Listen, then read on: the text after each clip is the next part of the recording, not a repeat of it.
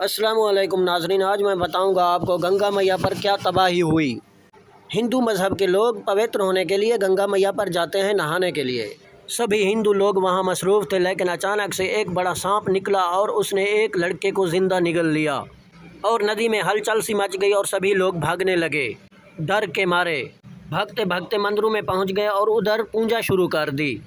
अब पूरे भारत में खौफ ही खौफ है, कोई गंगा मैया पर नहीं जाता। हाँ तो दोस्तों, अगर आपने अभी तक हमारे चैनल को सब्सक्राइब नहीं किया तो जल्दी से सब्सक्राइब कर दें और साथ में दिए गए बेल आइकन के बटन को भी दबा दें ताकि हमारी हर नई आने वाली वीडियो आप तक बआसानी पहुंच सके। हाँ तो नाजरीन, आपका कीमती वक्त ज़ाय किए बगैर चलते हैं वीडियो की जानिब। अब मोदी हुकूमत ने हुक्म दिया है कि उस बड़े सांप को पकड़ो। अब हेलीकॉप्टरों के ज़रिए उसे ढूंढा जा रहा है।